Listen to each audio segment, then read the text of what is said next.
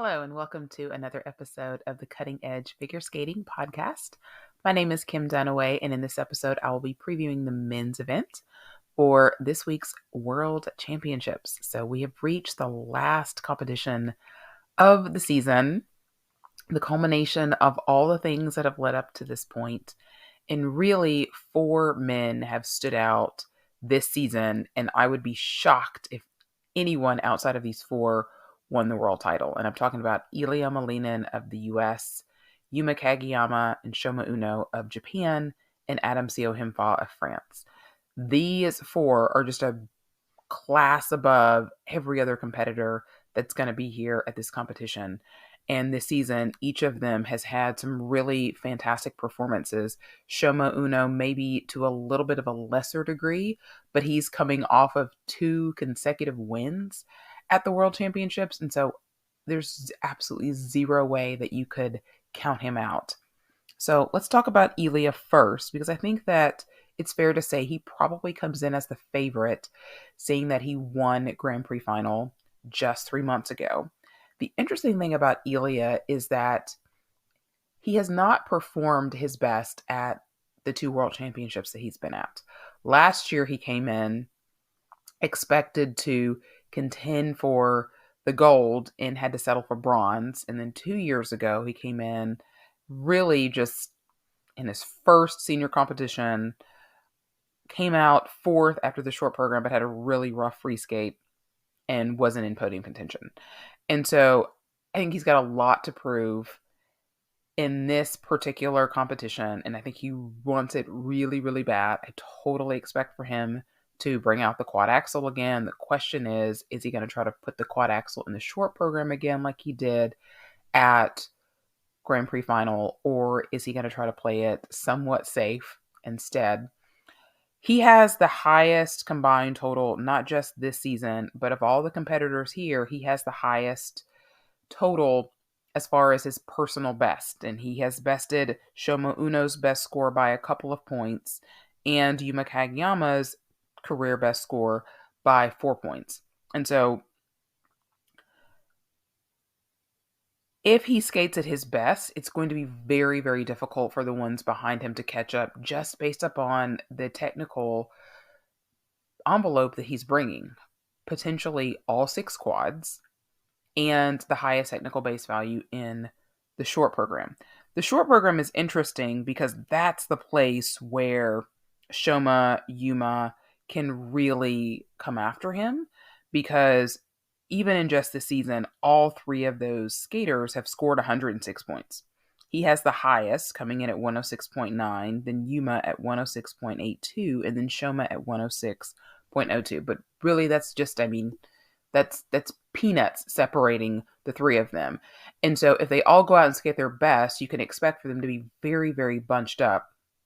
And where Ilia can really take over is in the free skate, because he has higher values than both of those 2 Japanese men. The skater that's gotten the closest to him in the free skate this year is Adam Himfa. He has also scored a 207 in the free skate. Adam comes in doing a quad lutz, which the other 2 guys don't do. And so that does give him a bit more of an advantage. I think the real question mark at this World Championships that's going to separate Ilia from the other 2, or is going to give the other 3, the edge, is going to be in that second mark.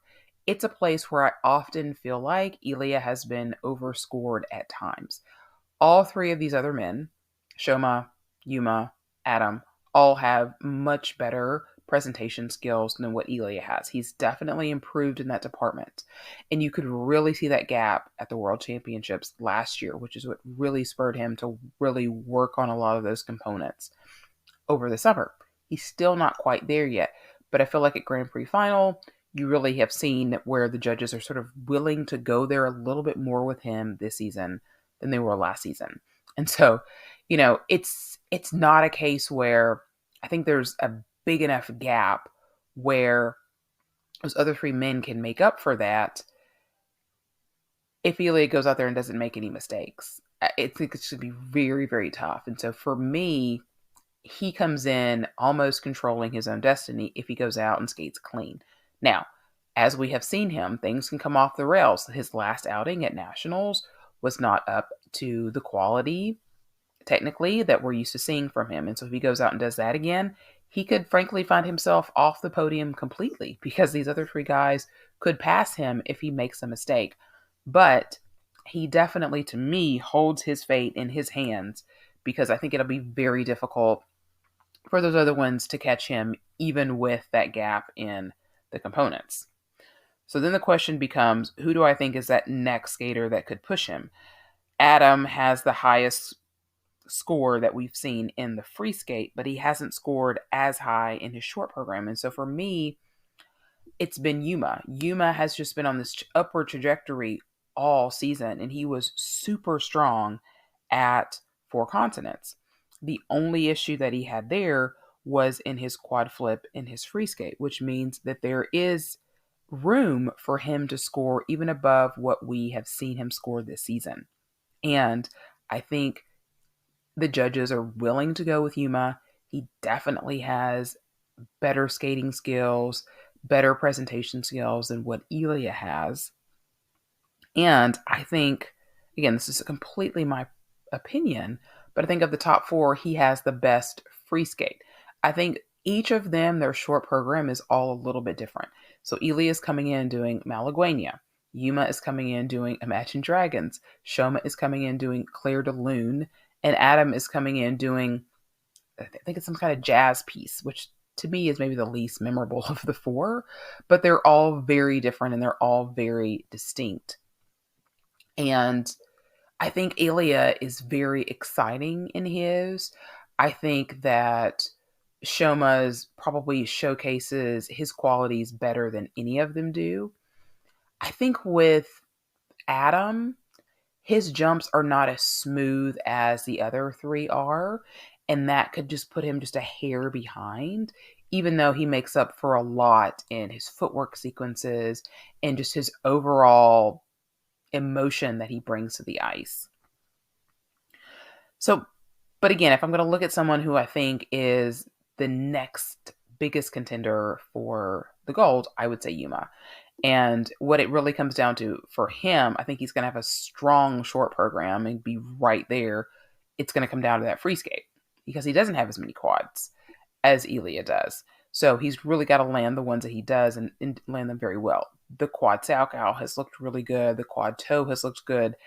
How much further has that quad flip come between four continents and now is going to be a big question as to whether or not he can push Ilia. And of course, if Ilia makes a mistake, he could be right there. Next person I'm going to say is Shoma, because even though Adam has performed a little bit better than Shoma at times, Shoma has been so consistent. So even though we've seen him lose to Yuma this year, we've seen him lose to Ilia this year, he really comes in with the most experience of being the calmest under pressure, and we haven't seen the best that he can do this season at all.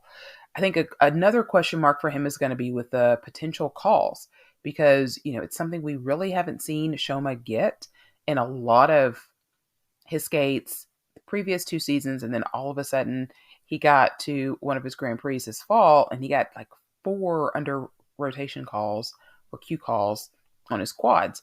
And so that was a huge dip in his technical mark. And so is that something that the judges are going to hone on here or not? Because that could be the difference in him repeating for a 3rd time as world champion and potentially being all the way off the podium. I would be surprised if Shoma's off the podium. I really expect for the podium to probably be Ilia, Yuma, and Shoma in some order of those 3. I think Adam is a little bit more on the outside looking in. Just because he's been a little bit more consistent than the other 3 have. Now, that being said, he's been way more consistent this season than we've ever seen him because we know last year he came into Worlds as a European champion and unfortunately just had a rough Worlds. And unfortunately for him, he ended up finishing 10th, but coming off of winning Europeans, it's definitely not where he wanted to be.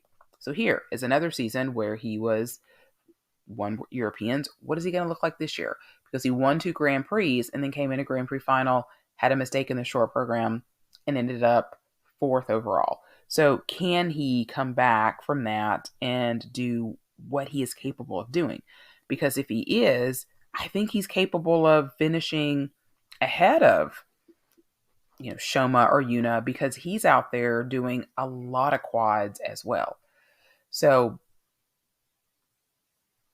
to me, like, I could see somebody else making a surprise podium finish here. It's men's skating. We haven't seen a whole lot of menning this year, but frankly, you just never know. But I'd be shocked if anybody other than these top 4 took the top spot. So if you look at the next sort of batch of contenders, I'm really just looking at 2 people. I'm looking at Junwon Cha and Kao Mura. And neither one of these guys have performed to the level that they would need to perform, in my opinion, to get ahead of these other guys without these other ones making a mistake. Junhwa has gotten the closest last season. At Worlds last season, performed the best, absolutely, of his career, scoring just below 300 points to get second last year. We haven't seen anywhere near that out of him this season. I think he did make a lot of strides at 4 continents. So if he can continue that upward trajectory, he can certainly score over 100 in his short program. And he has, not this season, but he has in the past.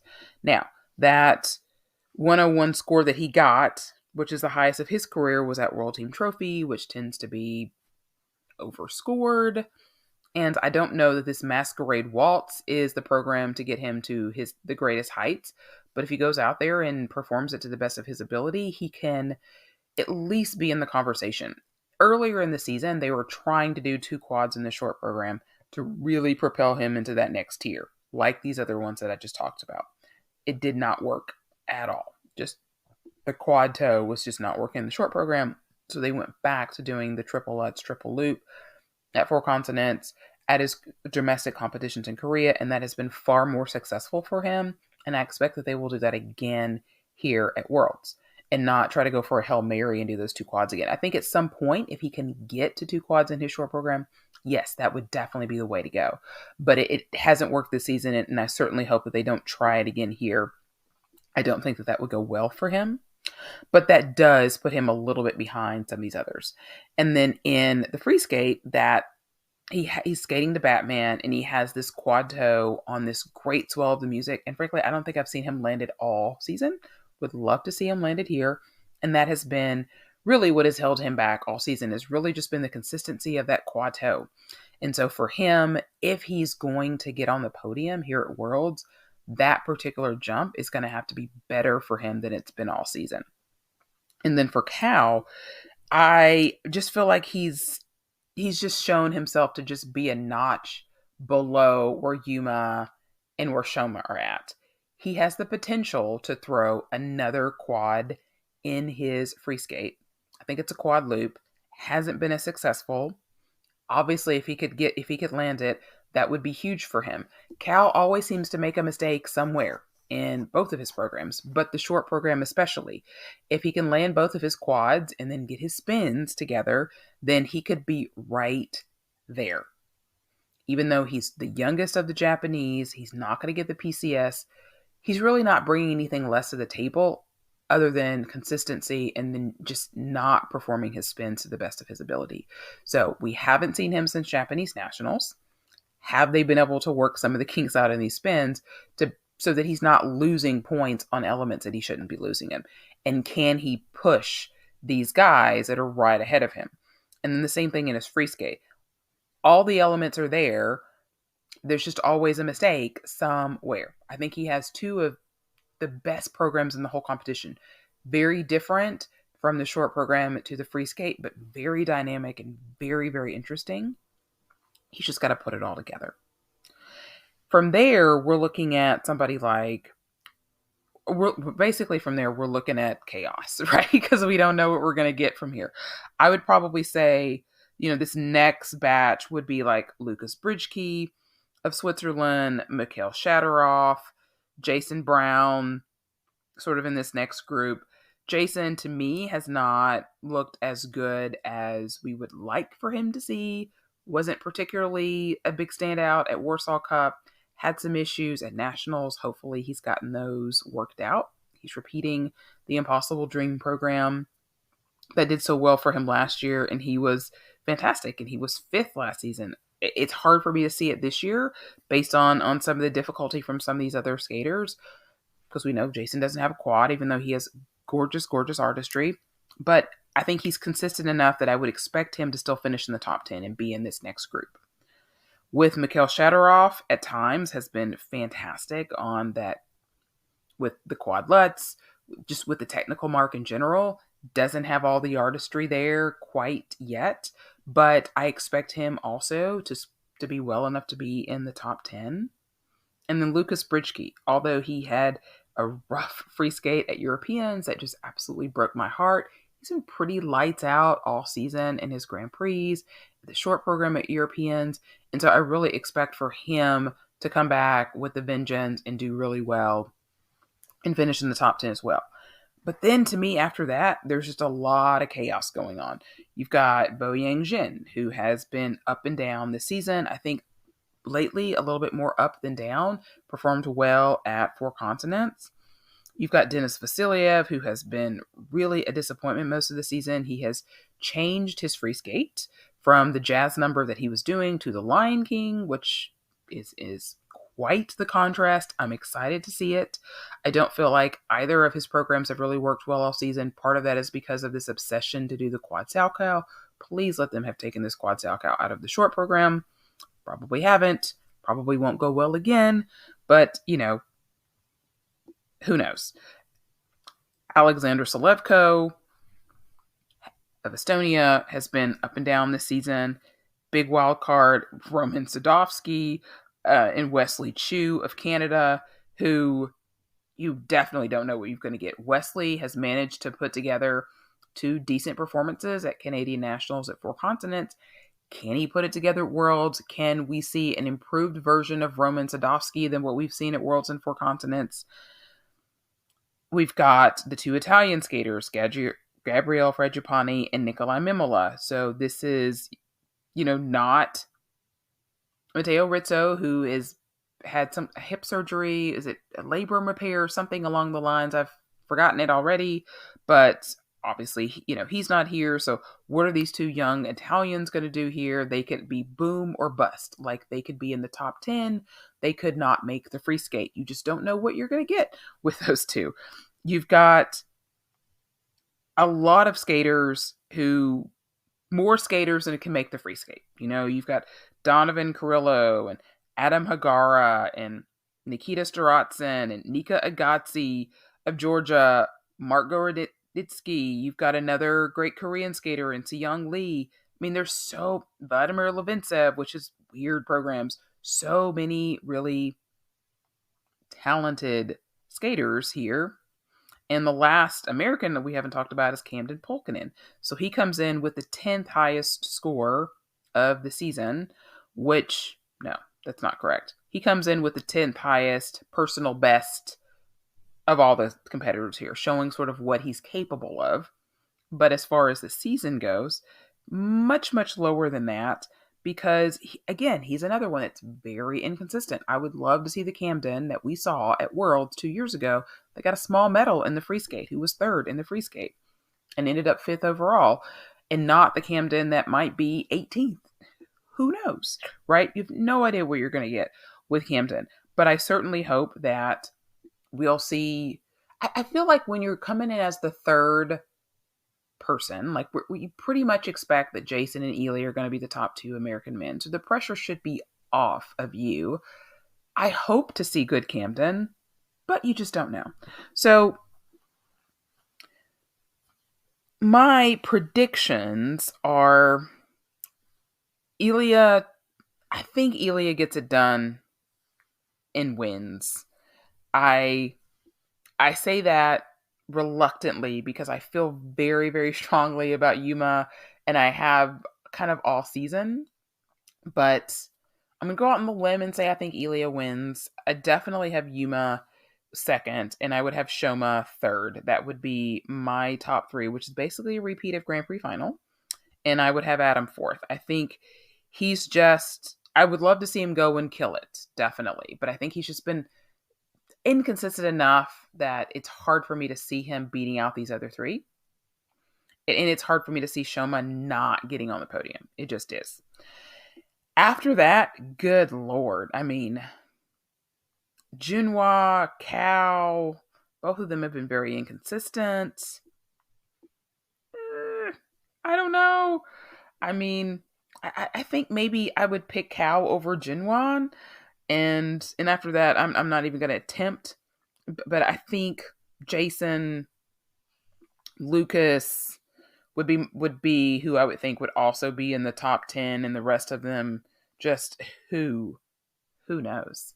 Who knows? I'm excited for it. I think it's going to be a really, really fun competition. Like I said, I think there's going to be some really great skaters who aren't going to make the free skate, unfortunately. And I can't wait to watch it all. So I would love to hear what some of your predictions are. And I'll be back with a couple more previews. Thank you so much for listening to the podcast. You can find me on all the socials at Ice Skate Podcast. Have a great rest of your week.